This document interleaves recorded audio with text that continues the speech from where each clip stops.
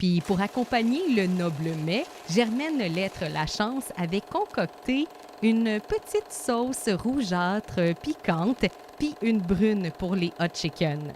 Parce que devant chaque grande femme, il y a toujours un homme qui lui fait de l'ombre. Il faut farfouiller, dépoussiérer, chercher pour qu'on puisse se le raconter, notre matrimoine. Parce que même si l'histoire a voulu les oublier, elles ont bel et bien existé. Ces femmes ont une histoire et un nom. Je m'appelle Valérie Deschamps, je suis professionnelle en matrimoine et conteuse. Je vous souhaite la bienvenue dans le balado Team Madame.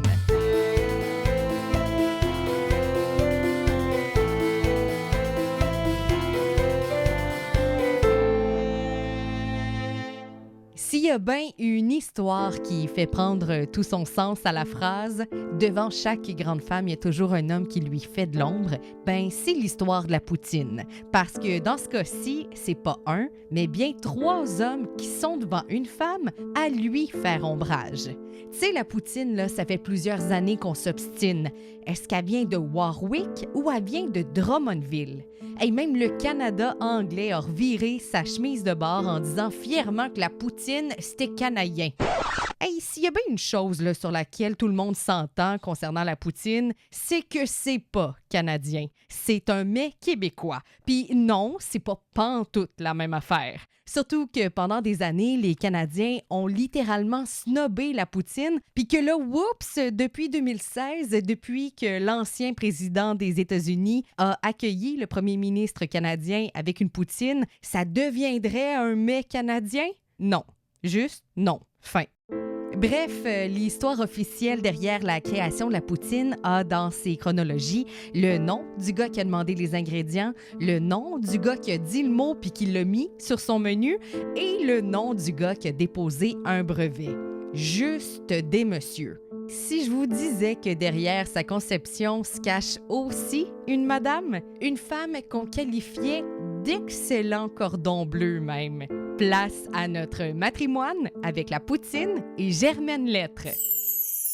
Bon, cette histoire-là, de où est-ce que ça devient la poutine? Si t'es pas du Québec puis tu te demandes de que c'est, ben c'est le genre d'histoire qui fait partie des mythes fondateurs du Québec moderne. Genre, c'est quelque chose de gravé dans notre identité collective.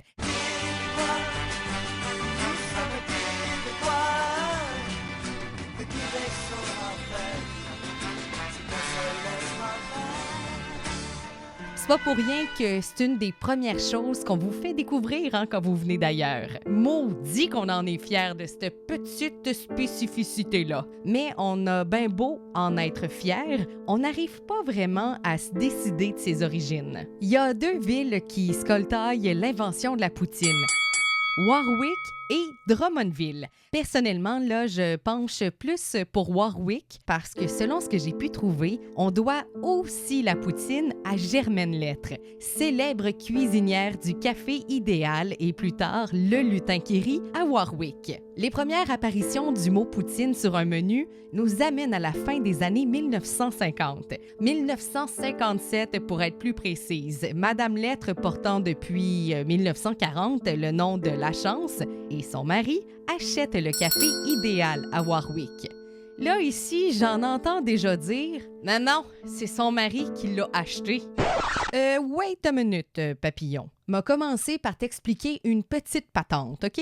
Une décision comme ça, ben ça se prend pas sur le coin d'une table. Dans un mariage, souvent, tu fais équipe. Les décisions et les projets se font à 2. Encore plus quand il est question de l'achat d'un restaurant, puis surtout quand il est question d'amour, hein? Et dans leur cas, tout nous indique qu'il y avait de l'amour dans l'air, que les 2 se respectaient. Puis en plus, si tu doutes du concept de projet de couple, dans le cas du Café Idéal, c'était Germaine qui trônait en cuisine. Fait que c'est ça, hein? Je reviens à mes patates frites. Donc, je disais que Madame Lettre Lachance et son mari achètent le Café Idéal à Warwick en 1957. On raconte qu'on y servait les meilleures patates frites de tout Warwick. On servait ça fréquemment dans un petit casseau en carton qui coûtait 15 cents, puis dans un autre petit casseau, à 10 cents celui-là, on servait du fromage en crotte. Hey, j'aime tellement ça, le rouler mes R quand je dis en grotte. Faites-le vous aussi, en grotte. C'est vraiment le fun. À la fin de l'été, il y a un client qui voulait son lunch pour la route qui a demandé qu'on lui mette tout ça dans un sac de papier brun. Frites et fromage. Ah ouais, fous-moi tout ça dans le sac. C'est là que le mari de Germaine aurait dit quelque chose du genre « Et barnance! Hey, si je te mets tout ça dans un sac, ça va faire une méchante poutine. » Là, si t'es pas du Québec ou d'ailleurs dans le Canada français, tu dois te demander de qu'est-ce que c'est ça, hein, le mot poutine. C'est quoi ça, de la poutine? En fait, c'est que pour nous, c'est un ramassis d'affaires. C'est un mélange de plein de choses. C'est ça, la poutine. Malgré que ailleurs au Canada, notamment au Nouveau-Brunswick, ça désigne aussi un autre plat. On appelle ça la poutine râpée ou des poutines à viande. Et par chez nous, en Mauricie, ce même plat-là, on appelle ça, gracieusement, des plats. Mais ça, c'est une autre histoire. Sur le menu, on ajoute à ce moment-là le mot poutine pour nommer le digne plat warwickois. Puis c'est là que les jeunes du village ont commencé à adopter le procédé. Mélanger les frites puis le fromage dans un sac, question que le fromage fonde un peu, puis ajouter par-dessus ça du ketchup ou bien du vinaigre ou bien les deux. Mais tu sais, on a un problème. Ça te fait de méchants beaux dégâts, cette affaire-là. Tu sais, un sac de papier brun, c'est pas ben étanche, mettons. Faut dire aussi que dans ces années-là, il y a le poulet barbecue qui fait fureur. Puis pour accompagner le noble mets, Germaine Lettre Lachance avait concocté une petite sauce rougeâtre piquante, puis une brune pour les hot chicken.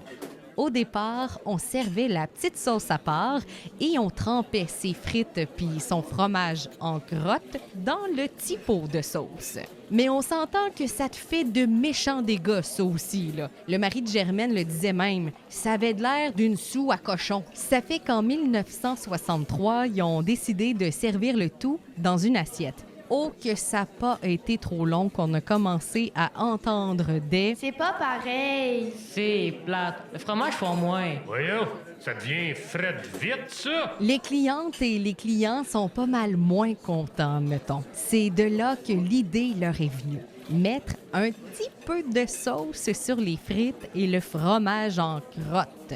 C'est à ce moment-là que la poutine, comme on la connaît aujourd'hui, a été inventée. Là, si t'es dans l'équipe de Drummondville puis que tu te dis « non, comme je suis bonne joueuse, je vais répondre à tes questions ».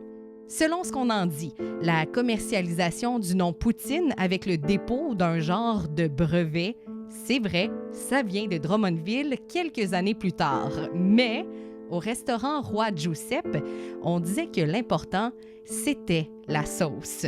Ben, tu sais, la petite sauce, là, hein? Premièrement, c'est une sauce barbecue à l'origine. Puis il faut surtout pas en mettre trop. D'ailleurs, je suis clairement team barbecue puis pas team frites molles. Deuxièmement, celle qui est derrière, cette petite sauce-là, ben c'est Germaine Lettre Lachance. Ben oui, c'est elle qui maniait les cuillères et les chaudrons dans le café idéal à Warwick. Et c'est ça qui fait que finalement, moi, je suis surtout d'avis que l'histoire de la poutine, c'est une histoire de team madame. Tout ça pour dire que la partie madame de l'histoire de la poutine est restée dans l'ombre des messieurs beaucoup trop longtemps. Faut dire que c'est peut-être même un peu grâce à elle que la poutine est entrée dans les cafétérias des écoles secondaires pour le plus grand plaisir des élèves et aux grandes dames des adultes. Germaine Lettre Lachance a œuvré dans la cafétéria de l'école secondaire de Warwick pendant 10 ans.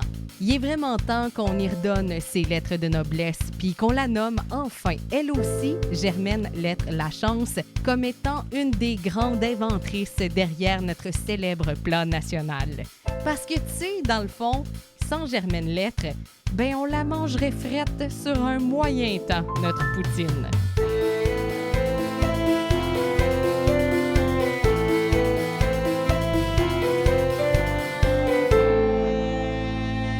La bande sonore est une composition originale de Dominique Brouillard. Le visuel du balado Team Madame est une création d'Ève Courtois, illustratrice. Dans le rôle du mari de Germaine Lettre Lachance, Marc-André Fortin. Dans les rôles des clients, Antoine, Marc-André et Raphaël Fortin. À l'idéation de tes madames, à la recherche, à l'animation, rédaction, scénarisation, montage et à toutes les autres tâches connexes, moi-même, Valérie Deschamps.